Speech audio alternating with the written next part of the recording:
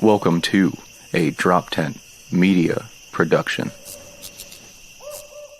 The Porcupine with Adam Nutter.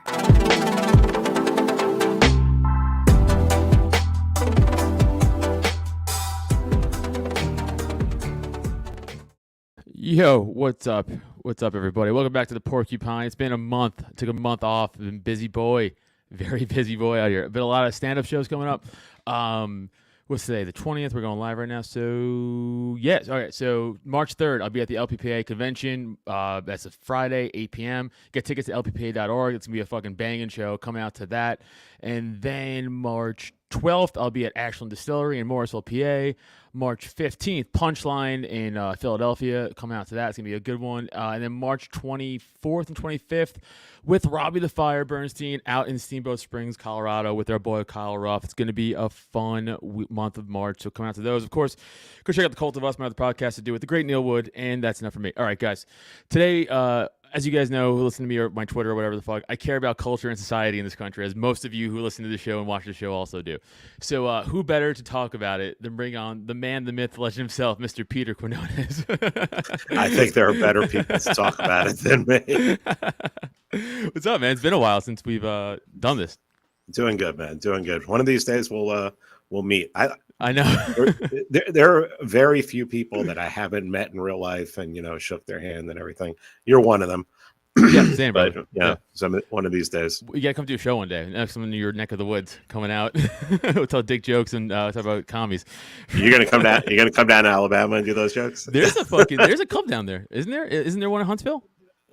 Yeah, but Huntsville's 5 hours north. Hey, man, make the drive. I don't tell you. It's I live in a college town. Come on, you should be able to hook I definitely can. Right? No, I definitely can. I can definitely set it up. I have need places to go this year. But so you and I talked a little bit off air about just how I care about society and culture. And when you look at the broad spectrum of what we are right now as a country, you see obviously this far progressive left just destroying what we were, just completely ripping out the fabric of what family units, this culture, society, what we are as America, and they're just making it whatever the fuck they want. The traditional methods of stopping it doesn't work, like the reasoning with people and voting, or that's a joke. It's like none of this works. So what do we do? What do we do to combat this? I mean, I think the only politics that can be successful at this point are local politics. Yeah. Helicopters that help too. So David Brady, helicopters. But I really think that what I've been doing is I'm in Alabama and we're looking for I live in a college town. It's pretty populous. It's not like a big city, but there's a lot of people here, more people than I want to deal with. And so we're looking at like 2 to 4 towns that are 2 to 4,000. What we did the first town we visited was basically ask people, what the mayor did during COVID. And when you see that, a mayor that was like, we're not going to do any of these things, because even in Alabama, Governor Meemaw here, freaking old lady, I don't know how the hell what the hell's going on. She had a mask mandate for a while statewide, and we went to this one town. First town we went to, we decided we weren't gonna live there, buy anything there. They basically just ignored it. The mayor was like, screw that. If anybody comes, they're like, lock your door. Telling businesses just lock their doors if they see anybody come in or anything like that. And I mean, I really honestly think that culture basically is better suited. Here we go.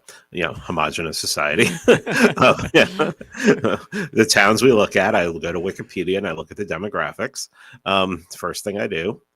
And then it's, and that doesn't always mean everything's great. They still, right, of course, still have problems. Poor people, but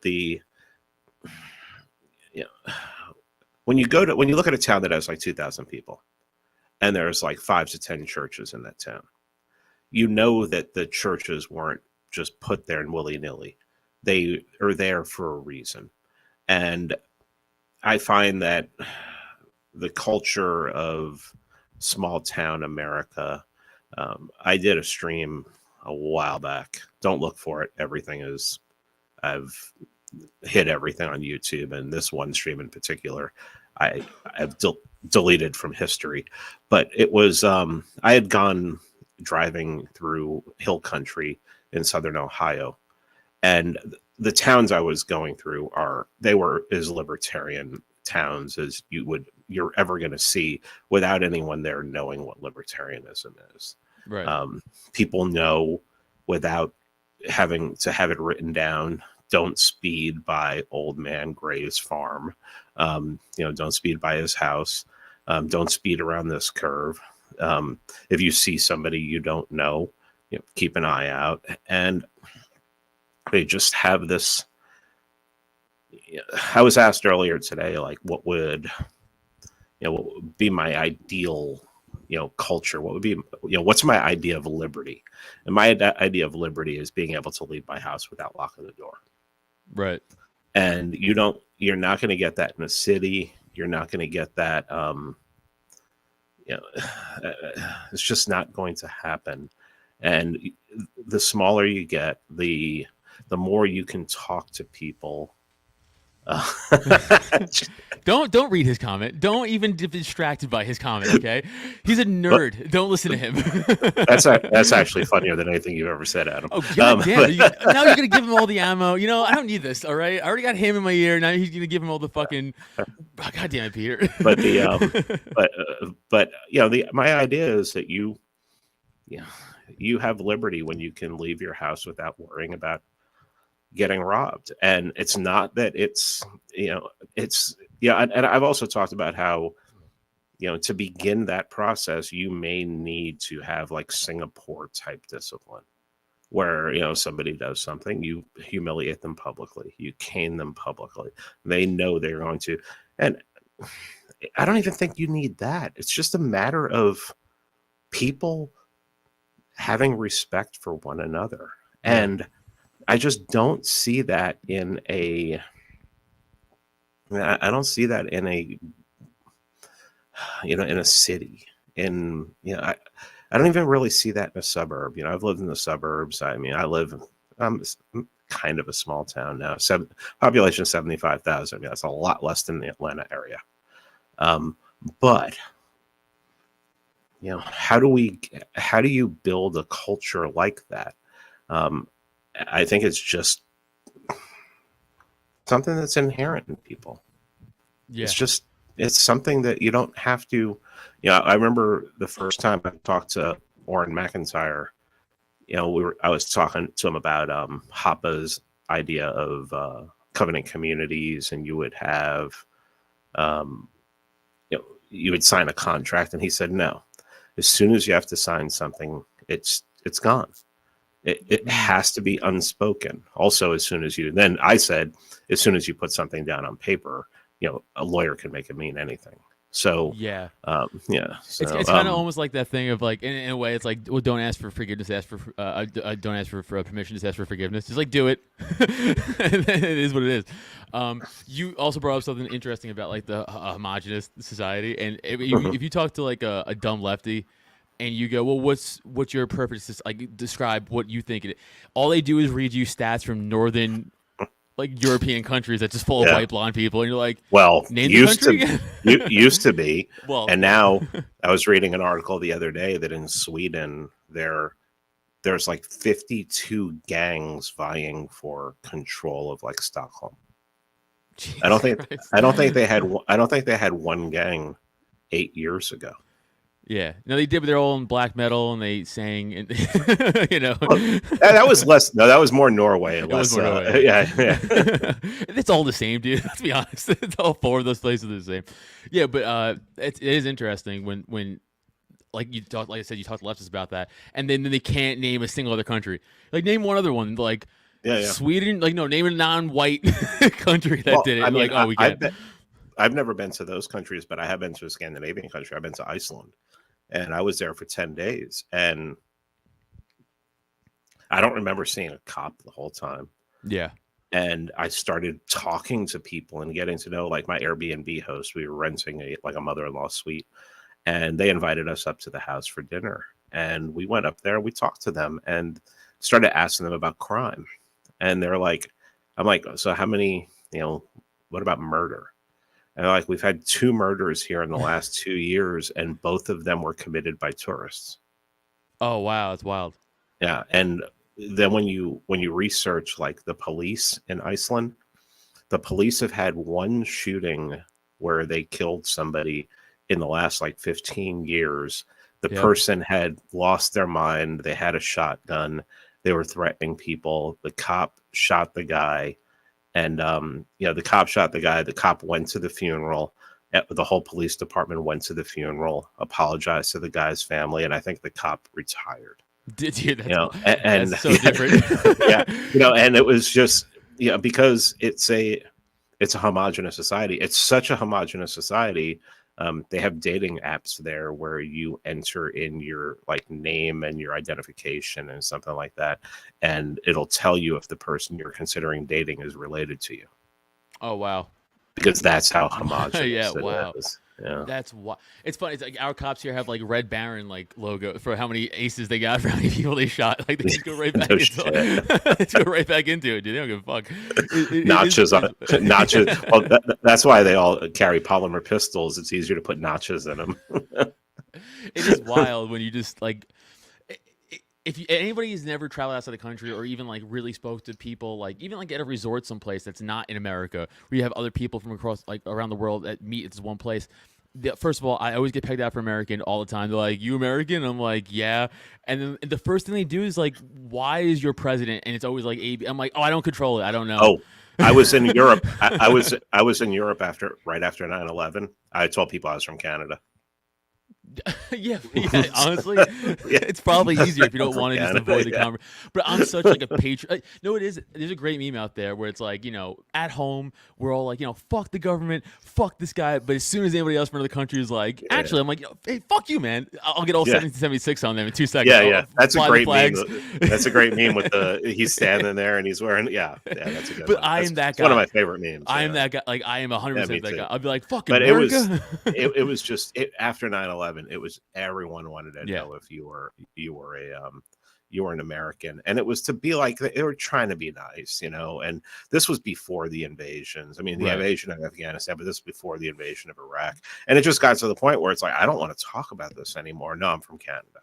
I'm from Toronto. I was a kid like for 9/11, so I wasn't traveling anywhere. So I'm only getting this as like the Trump years.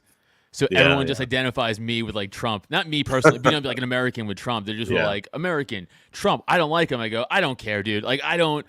Either way, you could come up to me and be like, I love him. Like, I don't care. It's just very just look. Just tell him I'm not going to judge you by your leader. So that's the other thing too. This just turned into a shitting on European thing, but like, I will never just judge like a European person or another off their like country and their leader, but they will immediately judge an American off of like what they think America is. It's fucking. Well, they turn around and call us like fucking judgy and arrogant. Like, it's annoying. Well, granted, I mean, it's they Americans are the American government is just constantly pushing and imposing upon other countries. It's like you go to Germany, people are like, I remember going to Germany in the late 90s and everything, and people would be, and people are like, oh, when you go to Germany, people are really rude. I'm like, how many American bases are there? Have you heard of the Morgenthau Plan? Of course they hate. Of course they hate America. That's true. I never think of all the bases. I'm pretty sure there's like American soldiers. Yeah. Yeah, I was born in Germany, and the the stories my mom told me about being over there, because I think they moved there. It was like 5 years after the wall fell. I mean, after the wall was put up. After the wall was put up. And so it was like they're, and then you still have the American bases and everything like that. It's crazy. Yeah, that is fucking that is wild. But I mean, they're everywhere. When I went to Iceland. When you go to Iceland, at the airport you will see C-130s. There is a northern Atlantic base at Reykjavik Airport. So it's like, and I don't know how much they go into town. I didn't see any like obvious American servicemen there, and I think in 10 days, as much time as I spent there, I would have seen them. But it's also the fact that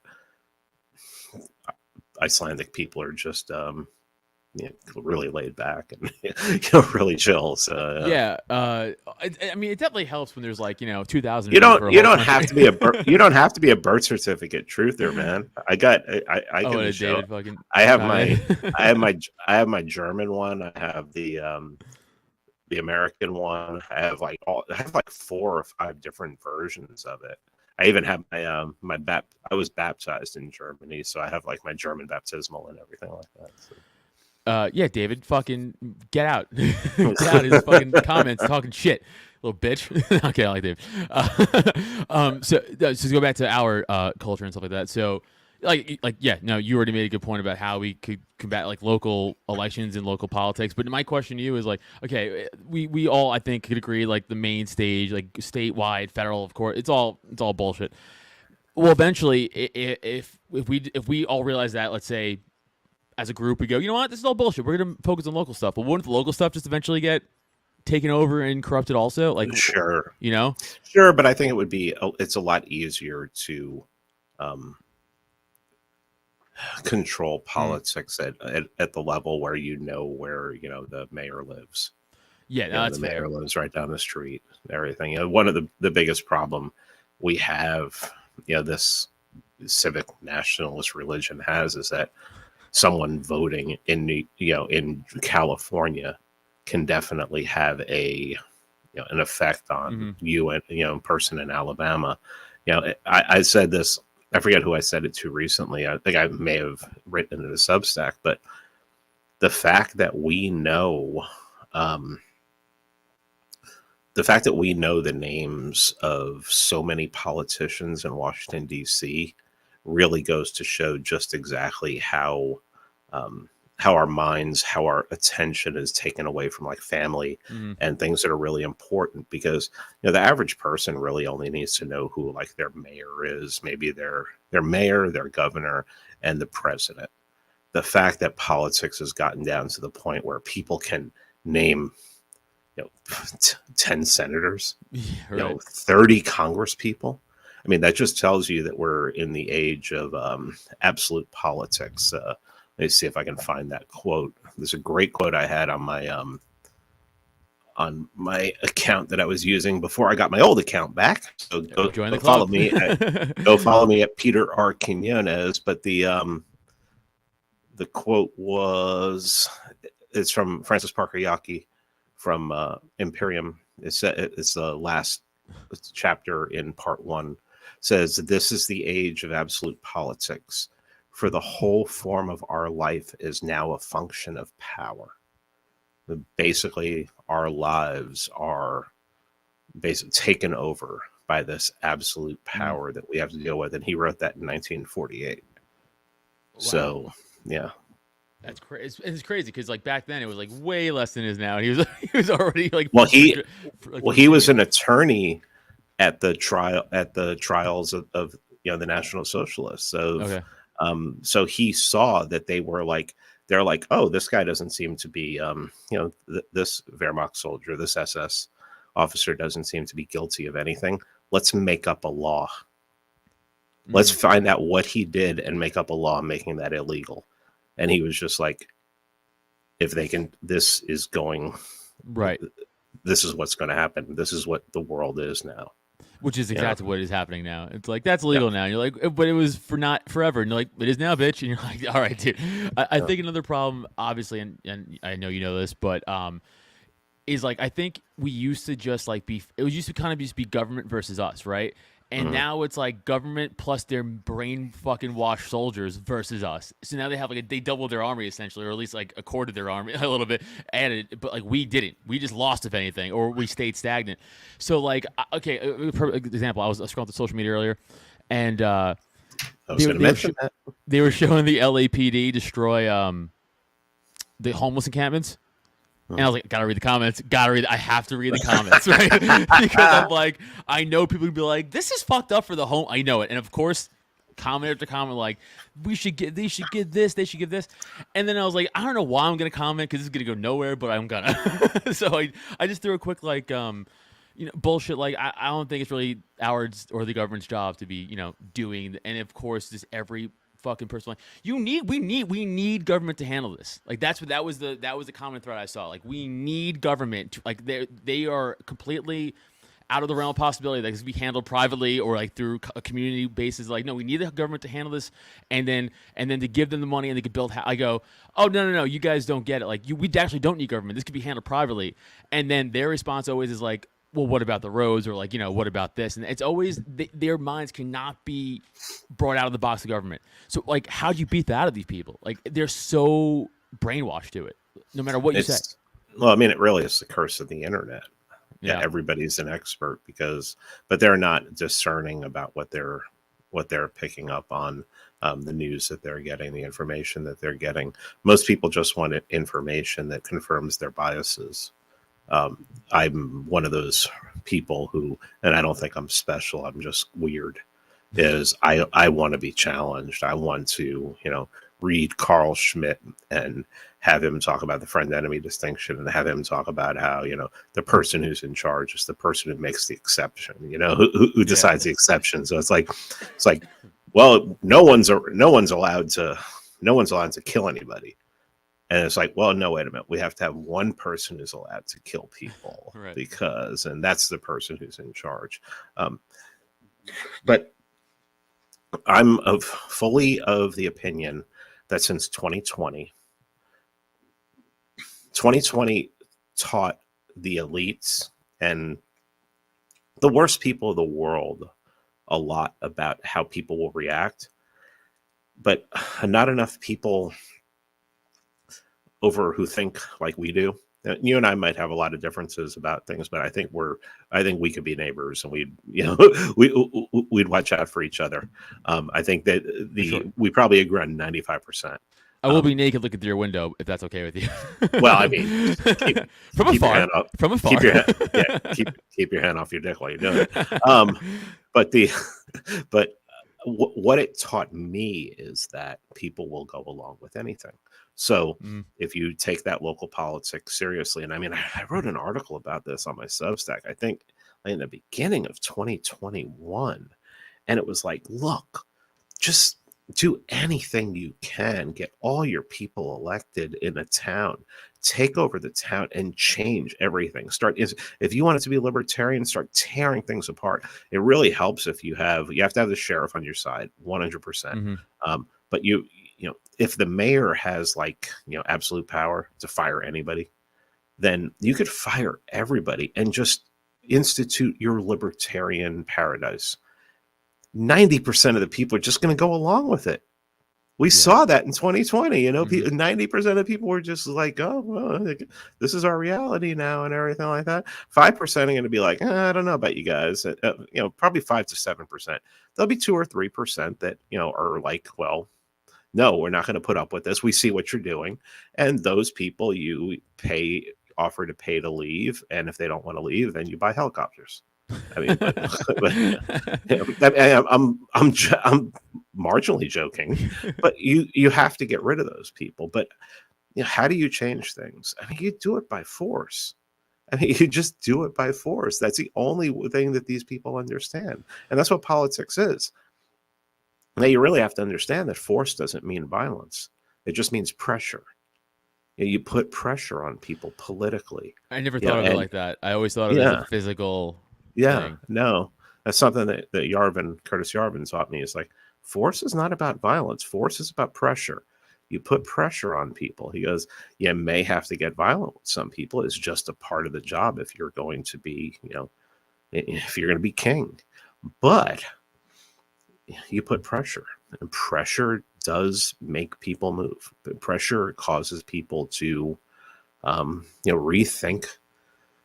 rethink their position, and it can bring the person over to your side. And even if they aren't on your side, just then do what we're doing right now. I want to see these people doing what we're doing right now, living in a political climate where we are basically like one step away from being hauled away to jail. Yeah. I mean, black bags. I mean, we've seen. I mean, as far as I'm concerned, January 6th was just black bagging people, putting them into, putting them in the hole, putting them in solitary confinement for, for months upon months upon months. These people, I have no problem taking over a town and making these people really uncomfortable. Yeah. I mean, really uncomfortable, that they're scared for their lives. That they're scared, because I know a lot of people right now who are scared. I know a lot of people right now who don't have banking. People contact me all the time about things like that. We had to look at people in Canada. There's a guy in Canada who he basically just he's like, the government's talking about how, he was talking about like he was saying treasonous things against the United States. Like, wait, hold on. He's a Canadian. He's in Canada, and he's saying treasonous things against the United States. Okay. And when I when I look at the regime in charge, I see it as a world regime. When Roe v. Wade got reversed, there were protests in like Auckland, New Zealand. Why? Right. Because progressivism is a world religion. Now, I don't think they're as serious about their religion as a lot of people are serious about their religion.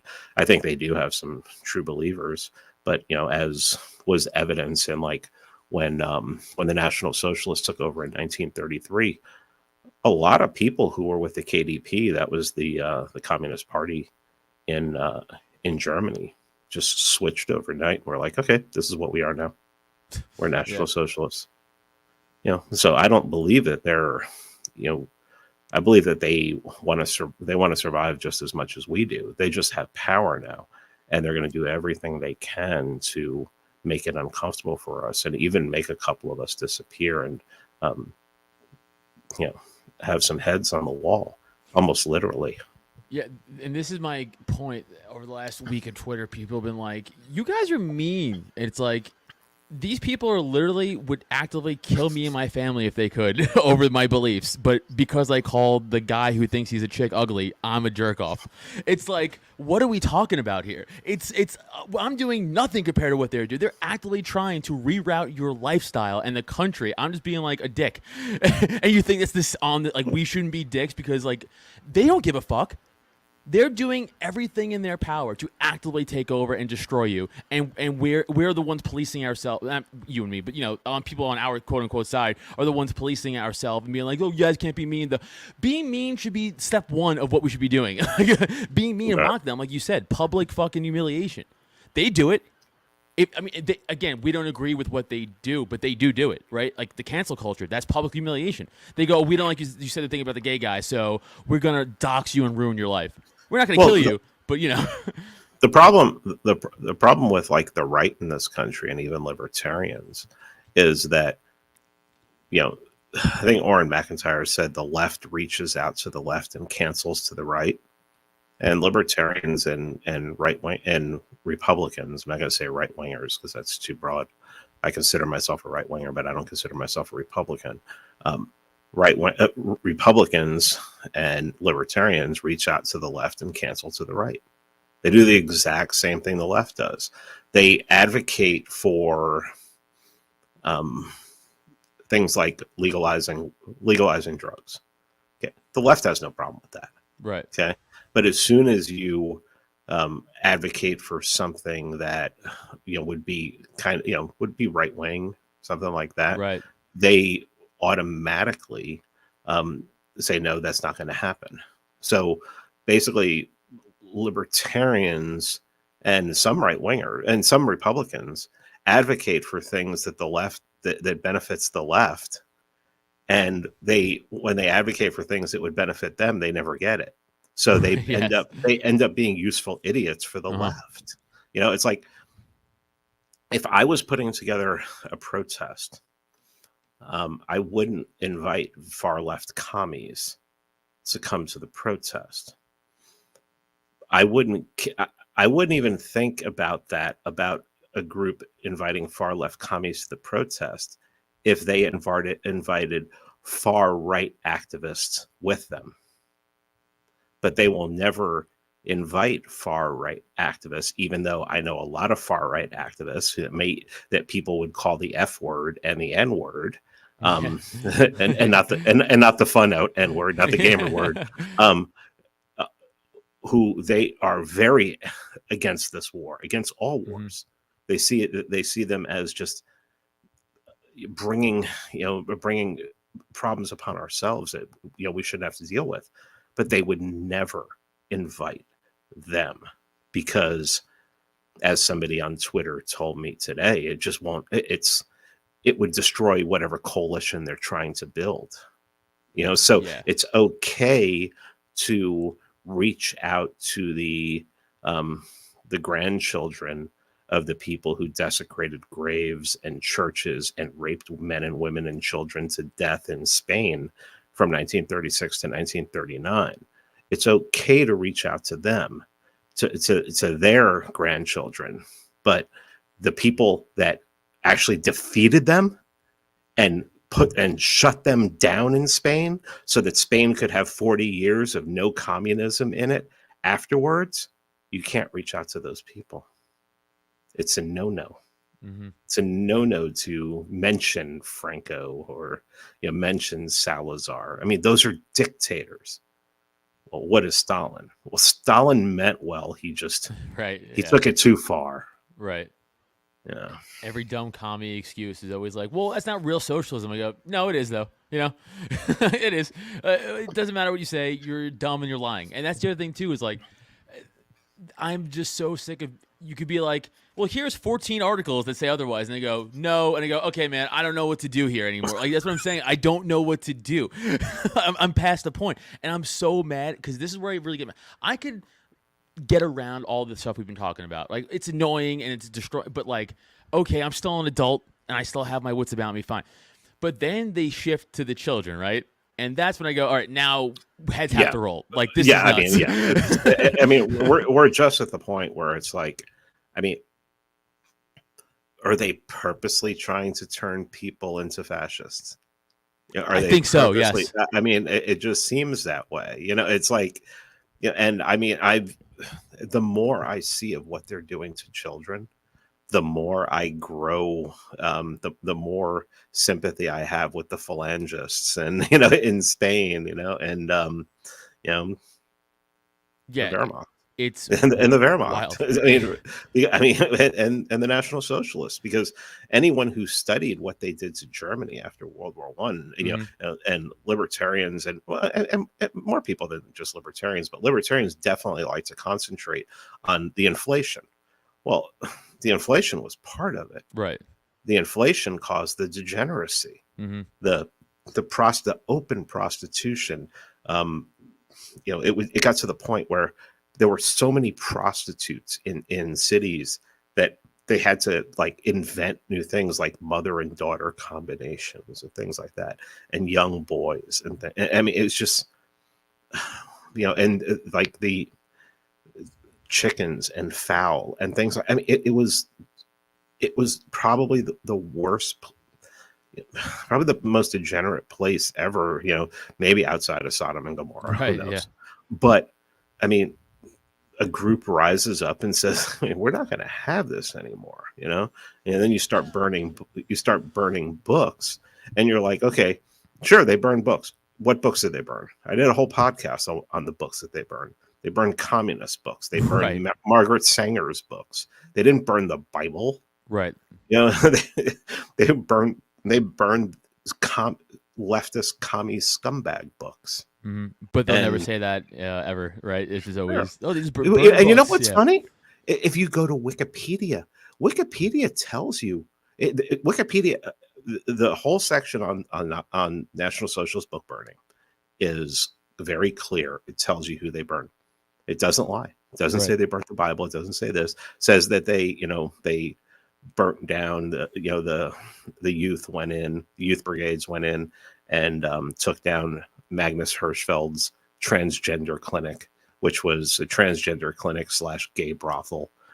They took that down. They took down the Bauhaus the Bauhaus movement, the Bauhaus school and everything, which was just, I mean, basically a cultural, it was a way for the communists to infiltrate through the culture, through art, through furniture, through things like that. And why did they do that? Because they saw the communists as their enemy. I mean, they were during the struggles, they were fighting, communists in the streets of Berlin and other cities and killing them, putting bullets in their head, I mean, and on the streets. I mean,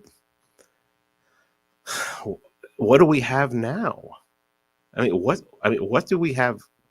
What do we have now? We have an attack on the children, and it's always it's always a progression. It's always like, well, come on, just be liberal, just let them, let them marry, It's just, what's going to happen if gays get married? Gays get married. That's all that's going to happen. What happened? 15 years later? I mean, not even 15 years later. We're talking about 11 years later, or, 8-9 years after the Supreme Court codifies it in law. I mean, we have literal, I've talked about how when I was in kindergarten, all the teachers were either young single women or older women whose, kids had moved out of the house. Now you have gay male kindergarten teachers. Why? I mean, if you wanted to subvert a population, wouldn't you go after the children? Of course. Yeah. So you put people in there and who start to push they've been pushing the agenda in college now for universities for since what's his name wrote that book and wrote Compromised Campus early in the 80s, but he was even talking about the 1950s. So they had the colleges. Now they have to get them younger, because they realize that a lot of the kids are coming into college and a lot of the kids are going to trade school and a lot of the kids aren't going to school at all, and they're coming out right wingers. How the hell are they coming? How are these fascists? How are they getting away from us and becoming fascists? People who go to church, people who want to have a family, people who want to have multiple kids, people who think that pedophiles are worse than any other criminal. Well, how do I know that they believe that? Because they wrote a book called The Authoritarian Personality and released it in 1950. And they admitted that was the questions that they asked people to try to figure out whether they had fascist tendencies. Oh, so were they going to church? They asked you if you thought pedophiles should be killed? And they asked you if you thought that pedophiles should be punished beyond what the what the law allows. And if they said no, you were a commie? No, yeah. If you said no, it should just be the law and everything. That leans more towards you don't have fascist tendencies. No, you put that person through fucking Jupiter's core. Like we talking about. Yeah. You don't even. That's not a person. That's a fucking fly. Right. You kill that person immediately. What are you talking about? Obergefell was decided in 2015. So yeah, we've had codified gay marriage for 8 years, and look where we are. Yeah, I ask. This is something I ask. I not only ask it to libertarians, I ask it to Republicans too. How are you going to solve this? What is the answer to this?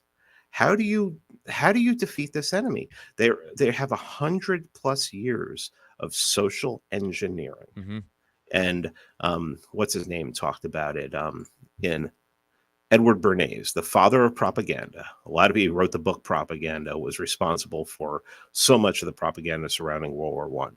He said in 1947, freedom of speech and its democratic corollary, a free press, have tacitly expanded our Bill of Rights to include the right of persuasion. Propaganda. This development was an inevitable result of the expansion of the media of free speech and persuasion. All these media provide open doors to the public mind. Any one of us through these media may influence the attitudes and actions of our fellow citizens. He literally, the father of propaganda, tells you that free speech is what they're using. They're going to use to control you. Wow. And yeah, it's wild. Yeah, I mean, once you start looking back on this stuff, and this is one of the things, and I mean, this isn't, I was going to say this is libertarianism's fault, but it's my fault. When I was just reading all these libertarian books and, Murray Rothbard this, Mises that, Hoppe this, and everything, I was just not looking at books outside of that scope. And then once I started looking at books outside of that scope, I was like, oh, wait a minute. We're probably going to have to get violent at some time. And, if you want, unfortunately, I think a lot of people don't realize this. If you want a libertarian society, you're probably going to have to achieve it by non-libertarian means. Methods, right? Because they again are willing to kill you because you're like, I don't think in taxes or whatever. You just say something as simple as that. They're like, oh, we should kill your family because you don't believe in like the common good, and you're like, nah, not really. Yeah, I mean, and they will do that. I mean, all you have to do is look at like when certain people died, like one of the Koch brothers, I can't remember which one it was, David Koch. When David Koch died, I mean, David Koch was a philanthropist. Charles is a piece of crap. David Koch was a philanthropist. There are friggin' wings of art galleries in New York City named after him. When he died, it was a celebration by the left on social media. When Rand Paul got attacked. Yeah. I mean, look what they do. And to me, Rand Paul he's one of the best Republicans out there, but he's still a Republican. He's not his dad. Of course, he's not his dad. I mean, if they're willing to treat and act like that towards people who really aren't even a threat to them, what are they willing to do to us when we're like, okay, we need to do something now? Yeah, well, I mean, these people, and they have so much confidence because their people are in charge right now. They don't care that the average gun owner, how many rounds of ammunition and rifles the average gun owner owns out here. They don't care about stuff like that. No, we're in power. We're always going to be in power. Okay. Right. That's why when people are like, well, if you have power and you increase, if you change the laws so that you can expand your power so that you can defeat your enemy, well, once your enemy gets power, they're just going to use that against you. I'm like, make sure your enemy never gets power again. I mean, DeSantis redrew the districts in Florida using an old leftist tactic so that he would win overwhelmingly in Florida.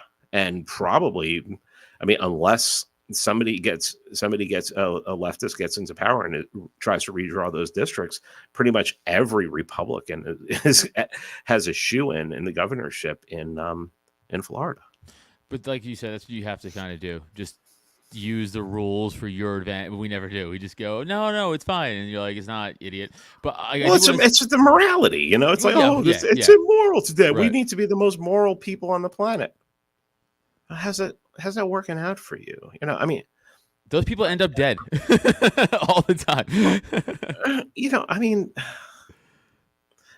some people are going to die for their cause. Some people are going to perish for their cause. I mean, if that's what you want to do, that's fine. I want to live. I want to see these people overthrown in my lifetime. I want to see them suffer. I want to see, the weeping and gnashing of teeth.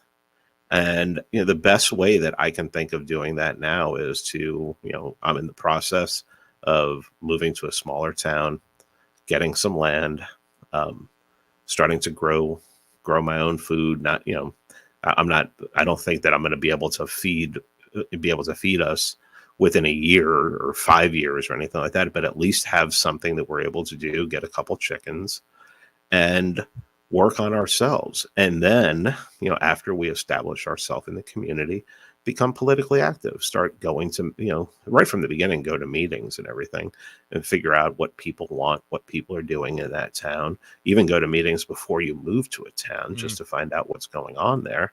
And, work out from there. Because honestly, I mean, sure, there are a lot of areas that are getting attacked locally, but it's so much easier to repel this madness locally. I mean, you saw it in Loudoun County in Virginia. I mean, they had to back down. And I just think that it goes like this. And I wrote about this the other day. It's if you can't take care of yourself, you can't take care of your family. If you can't take care of your family, you're not going to be a benefit to your community. So it all starts with you. And I mean, then you work your way out. Yeah, no, that's fair. I also want to. I think we all owe, like you said before earlier, an apology to the '80s slippery slope crowd. Oh my god!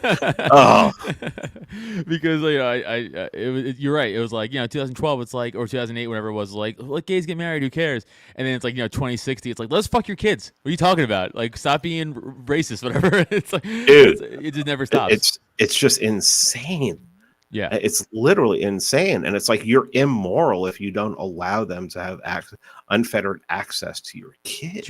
Which is it's, and like you said, that really is there because they did it. The left, like, we shit on them for being dumb, but they are brilliant in a lot of ways. And like one of the brilliant ways they did was how they infiltrated culture and society. Right, like right away they're like, we're taking over movies and TV and movies. And the right, I feel like, or like whatever you want to consider the right, the GOP, conservative, whatever, was like, that's not important. What's important is like reading and shit. And it's like, of course that is. But you know what else is important? Fucking movies and TV. Because guess who you grew up watching that? We all do. And if you could get your stranglehold in those little 12-year-old, 10-year-old eyes, it's like, good luck, dude, building that out. It's hard. It's also concentrating so much on economics. I mean, I've literally seen libertarians. And I've talked to libertarians face to face who say that cultural degeneracy will be just be cured if we get better economics. No, maybe. I mean, maybe somewhat, but I mean, at this point, I would rather live under shitty economics and have my friends be in charge of the government.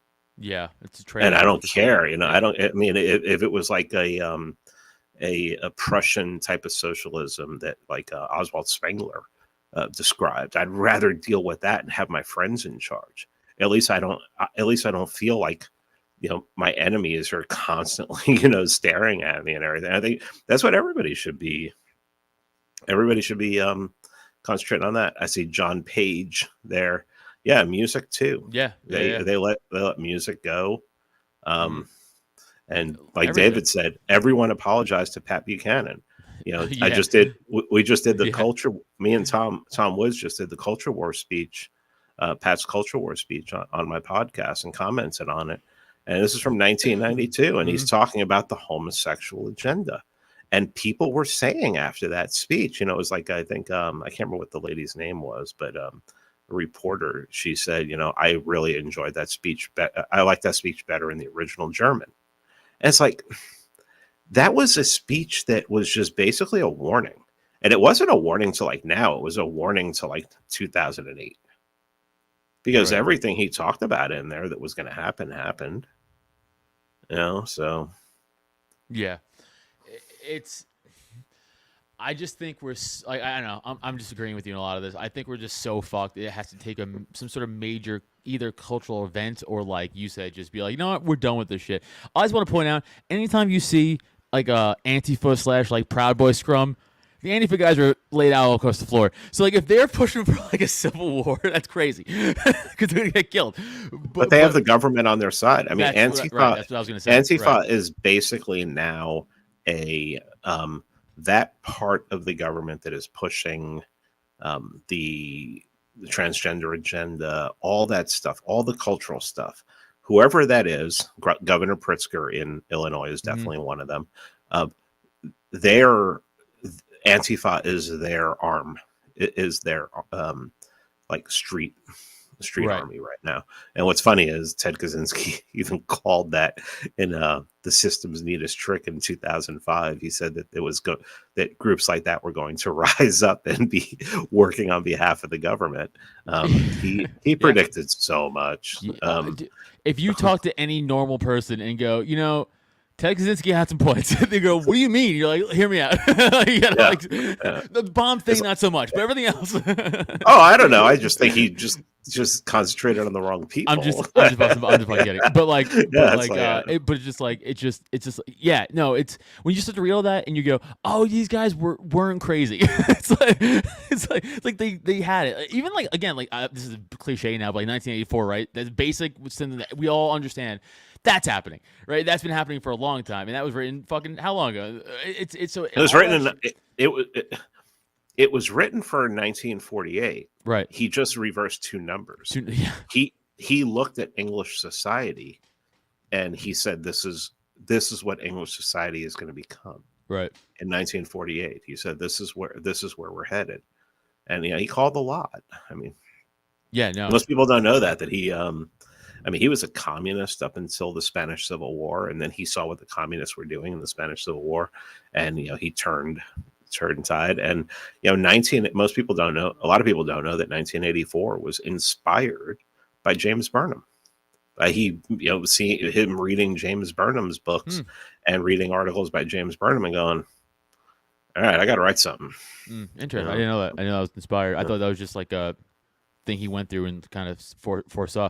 Isn't that also interesting how every commie who defects from communism is like, that's the worst thing ever, and who's actually experienced it for real, as all these Brooklyn commies and stuff who are like, live in Flatbush their whole life, and they're like, I think we should just have everything, and you're like, you don't fucking get it, dude. There's a great meme too where it's like there's like this fucking like queer non-binary guy up against the wall with pink hair, and he's like, when are we supposed to like do art shows like face the wall? Like that's what it is. You're not doing art shows, guy. You're they don't ditches. These people who think they're communists, they didn't study the Bolshevik Revolution. Right. I mean, the Bolsheviks, they took over, and then one of the first things they did was all of the anarchists, they put them up against the wall and killed them. And that's when what's her name? Emma Goldman. Emma Goldman was in Russia at the time, and she told Lenin and Stalin, she's like, I can't be here for this. You're killing our people. You're killing the people who won this, who took down the Tsar.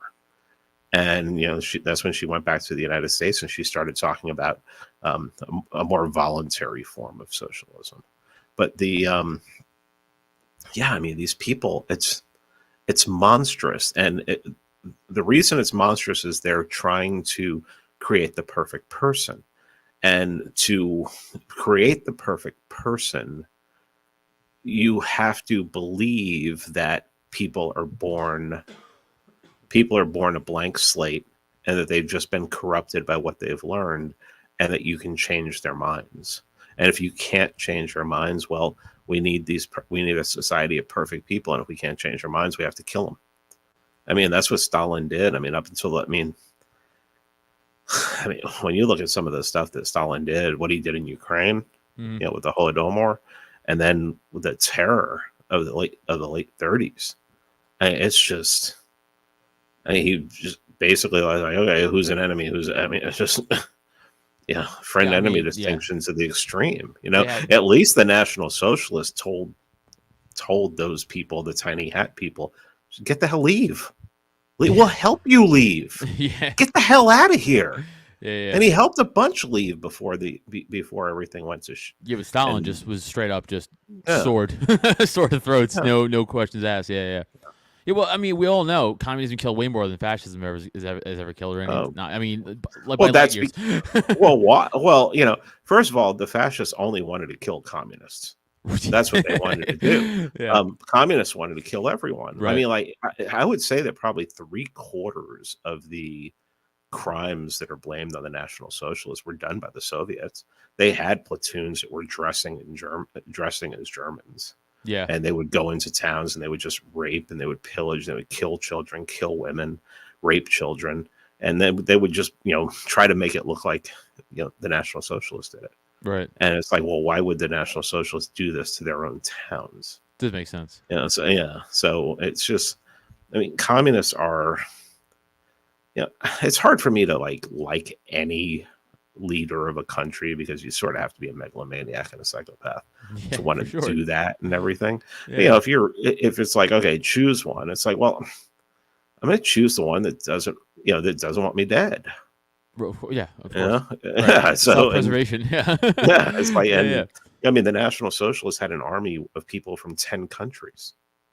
And most people don't know this, but the Wehrmacht had upwards of 30,000 Jews fighting on their side. Oh, really? So why were there Jews in the Wehrmacht?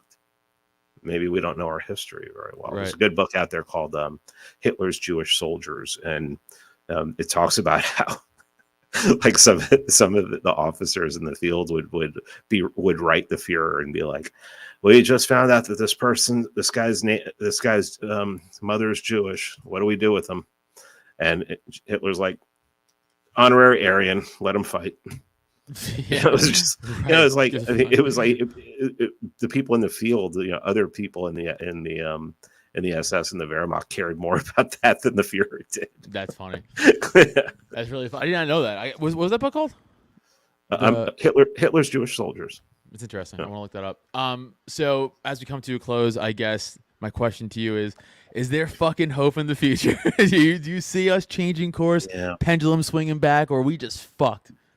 Well, I think those of us who spend a lot of our time on Twitter and social media and, watching the news, if we do that at all, it's very easy for us to get black-pilled. Yeah. Personally, I'm not black-pilled. It's your personal life. You have to just figure out what makes you happy and go after it. Agreed. You have to ignore everything that's happening around you and go do, I want chickens. I want my own eggs. I want to be able to walk out there in the morning, get eggs, and go in and cook food. As nasty a man and disgusting as a human being as Bill Gates is, I remember about 20 years ago, it was like a Q&A, and someone asked him, what would you do for world hunger? How would you end world hunger? And he said, I'd make sure that everybody in the world had 2 chickens.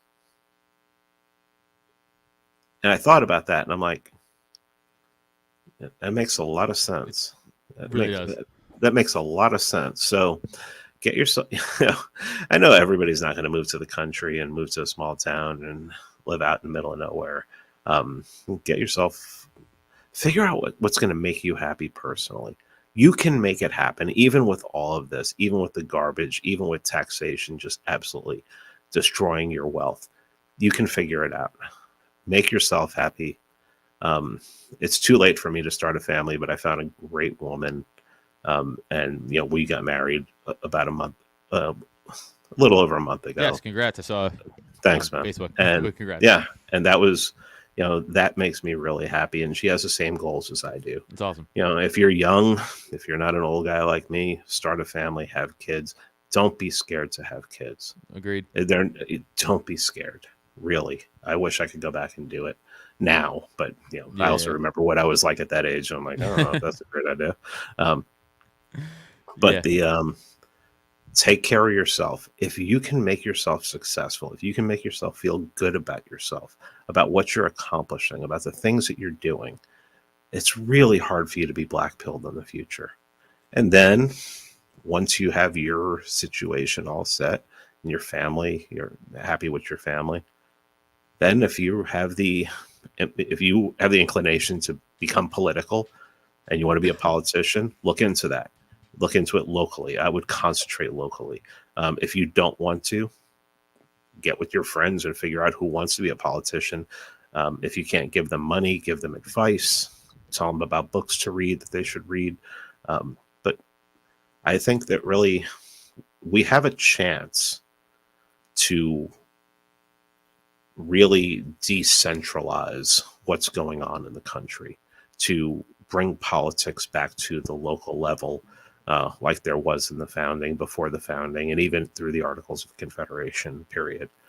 I think we have a chance to do that. And I think if you realize that you can still make something of yourself, you can still be happy, you can still have wealth, and wealth may just be your family. Owen Benjamin says, his family is the greatest wealth that he has. And I agree with him. I think there's no reason to be black-pilled. There's no reason, when you really think about it, if you really sit down and you make a list, think of all the things in your life that you like to do that the government is actively, the federal government is actively trying to prevent you from doing. You'll find out that list is very small and maybe nothing on that list. Just concentrate on that. Concentrate on what makes you happy. We're going to win. These people are insane. Insane people cannot they're going to eat themselves sooner or later, or they're just going to be complete failures sooner or later. I forget who, Charles Haywood said something, and I think I sort of adapted what he said and adjusted it a little bit.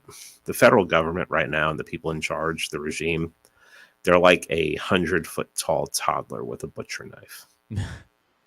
Dangerous, right. But all they have to do is step on a crack, step in a ditch, and they're going to tumble over. It's just, until they do that, they can be really, really dangerous. And don't discount that. Always be on your guard. Damn, dude, a little light at the end of the tunnel there for me at the end of this podcast. I was old black pill. I was getting so black pill the last 2 years. I was like, fuck it. Nothing matters. This is all fake. We're in a simulation. Who cares? I was there for, I was there for a while. 2020 really fucked me up, and, it really made me look at, what I believed about libertarianism and everything. And, there's still things in libertarianism that I like, private property, decentralized governance, but I don't think that those are necessarily specific to libertarianism. Yeah, I agree. They weren't, so I just concentrate now on, I don't believe that you'll ever see a libertarian society ever, like a perfect one. Right. So right now, if you do get political locally, just concentrate on anything that you see that you want to get rid of, and concentrate on, make a list of the 2 most important things. If you could make a law, write down the 2 most important things that you think would help to change society for the better, and especially to fight the regime, and concentrate on those. Just concentrate on those, and don't worry about, everybody becoming a libertarian and all this stuff. It's not going to happen. People they're not going to read an Anatomy of the State. Sorry, there are some people will. Right. They're not going to read Anatomy of the State. Most people are not going to do it. You're just going to have, if it's in you, you're going to have to lead them. You're going to have to lead them. And that may go up against, your libertarian ideals. But if you don't want to do that, then take care of yourself as best you can and just make yourself as free as possible. Harry Brown talked about that too. So no, I agree with you. I think it's about making yourself and your family and your loved ones around you just the best life you could live, and fuck everything else. Yeah, no, I totally agree. Peter, this was awesome. I always appreciate you coming on. It's fucking good talk. Got to hang out in person soon. Tell everybody where they can find you. Socials, podcast, your great podcast, all that stuff. The Pete Quinones Show everywhere except YouTube. If you go to YouTube now, I basically made my whole channel private. All I'm doing is putting up 45-second clips of the episode, and then I'm pointing people in the comments to Rumble, where you can see the whole thing, or Odyssey, where you can see the whole thing. Obviously, you can listen to it on any of the podcatchers if you just want audio only. PeteSubstack.com. There's 2 S's in there. I'm eternally grateful now to Substack. I hope they do not cuck, because they're such a great organization. Yeah. So many people subscribe monetarily through Substack.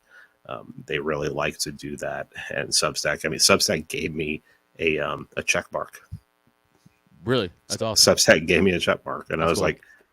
I just log in one day and I look and I'm like, I hover over it. It says hundreds of paid supporters. And I'm sick.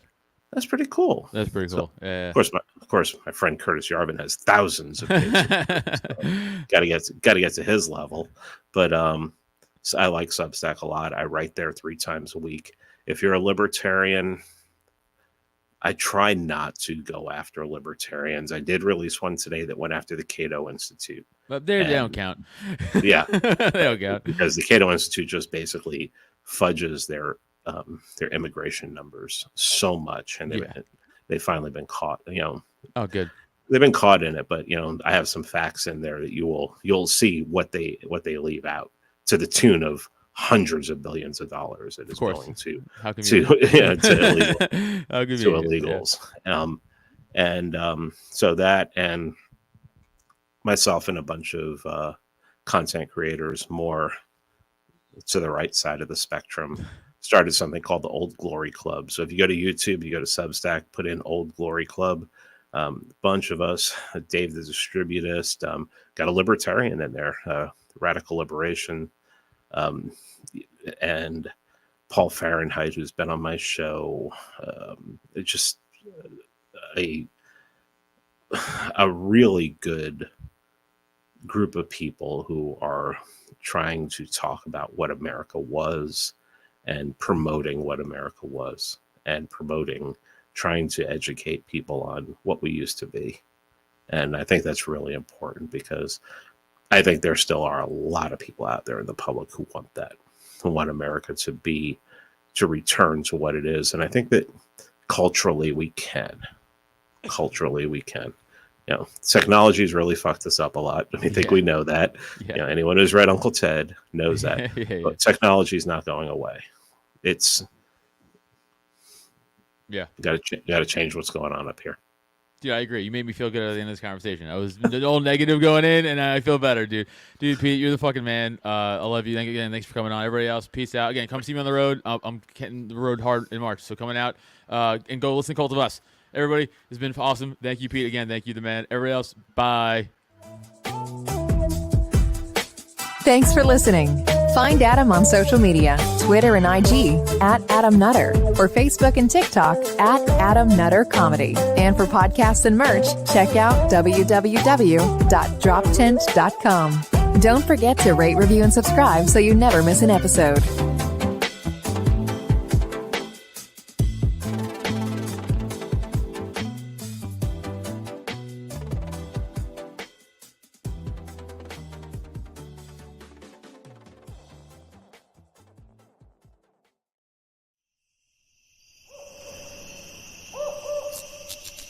This has been a Drop Tent Media production.